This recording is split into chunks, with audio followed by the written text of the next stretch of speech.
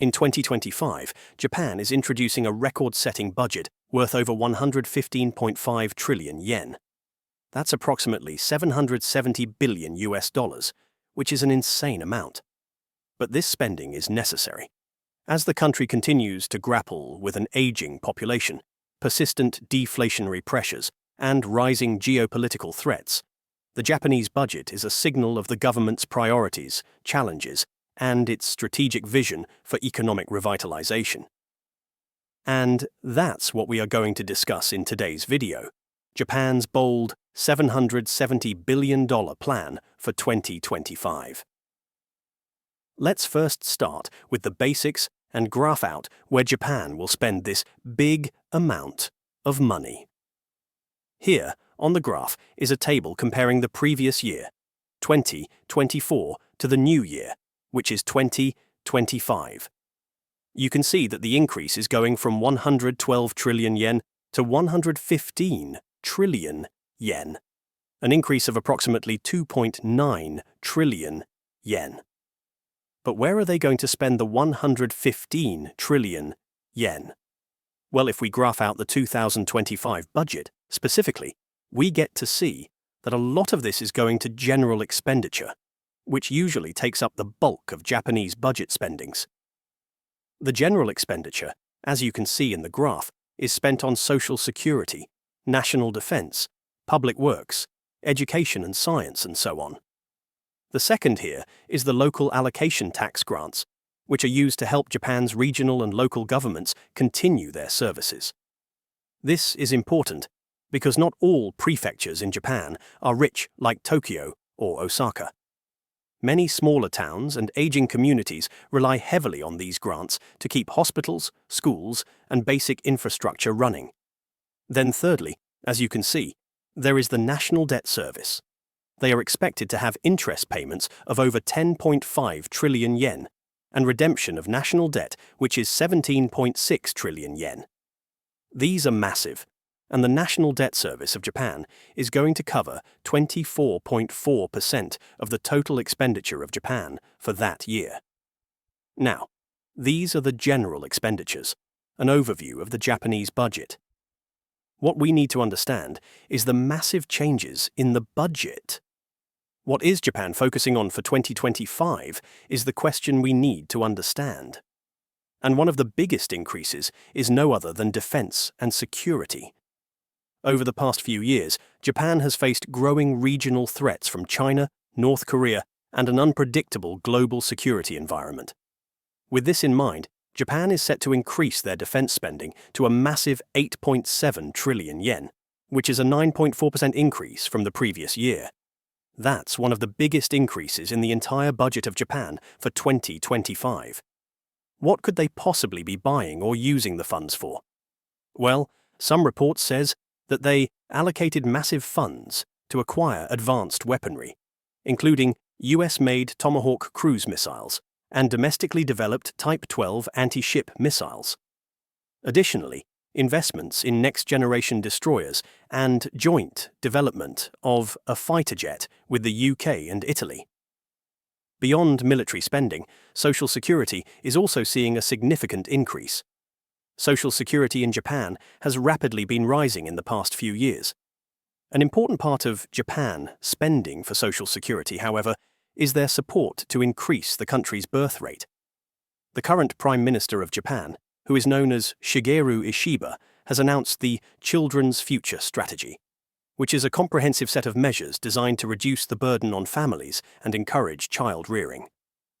The strategy aims to provide seamless support for children and their families.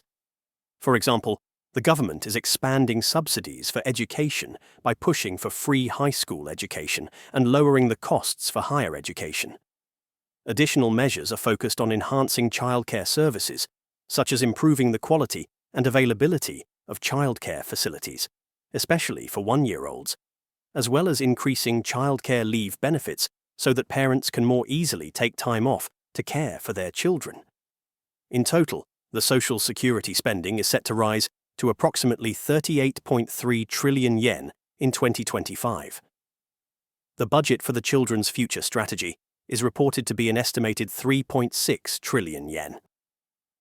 Another important spending for the year 2025 is the so-called regional revitalization.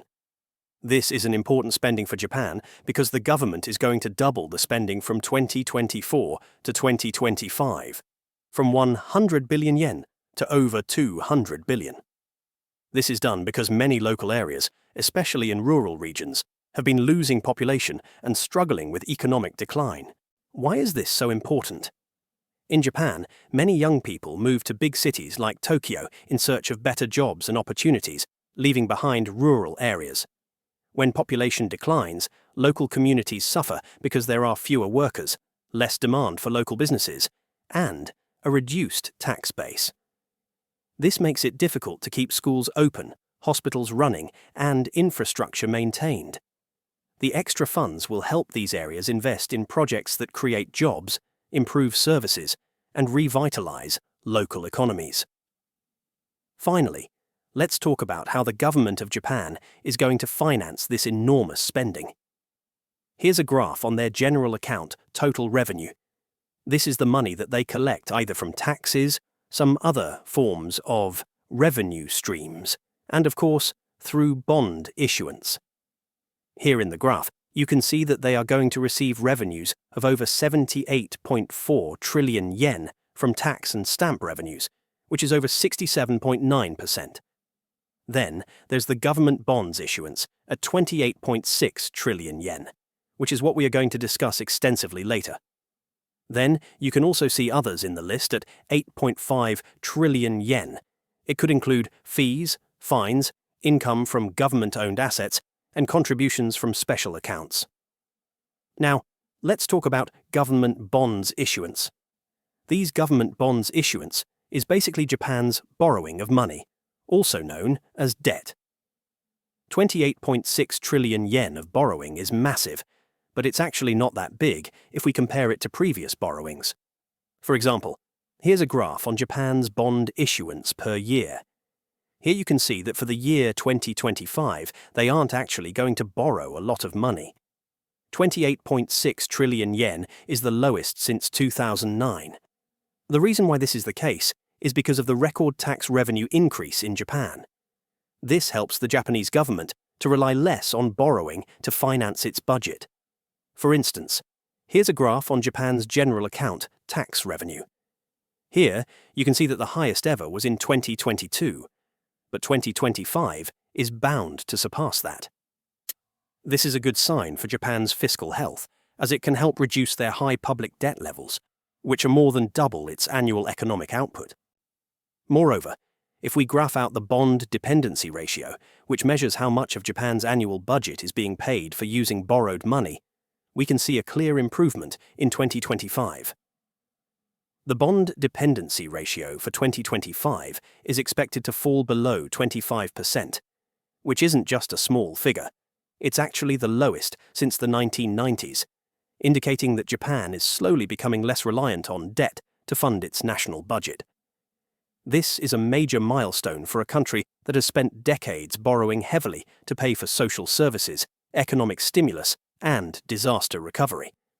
This is why, if we were to graph out the government debt to GDP of Japan, the country is expected to see a decrease to just 211%. It's still massive, but it's an improvement since the 2020 COVID-19 pandemic and the years following that. The only bad part about Japan's debt right now is that Japan's interest rates have been rising. If we were to look at the graph on Japan's interest rates, we would see a clear rise from the past few years. This is because the Bank of Japan has started to end its ultra-loose monetary policy, which it had maintained for nearly 2 decades.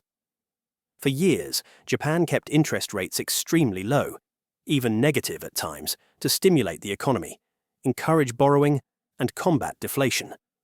But in 2024, the Bank of Japan began gradually raising rates, signaling confidence that inflation is finally returning and the economy is slowly gaining traction. The problem that this brings is, of course, if we see the data for Japan's interest payments and compare it to previous years, we get to see that it has increased to over 10.5 trillion yen in 2025 from just 8.2 trillion yen back in 2024. Unfortunately, this isn't really a good sign for Japan's fiscal future. In fact, it's a warning. Even though Japan is reducing how much it borrows in 2025, the cost of borrowing is rising fast. The increase from 8.2 trillion yen to 10.5 trillion yen in just 1 year means Japan is paying over 2 trillion yen more just in interest. That's money that isn't being used for schools, hospitals, regional development, or social programs. But anyway, do let us know what you think. Thanks for watching.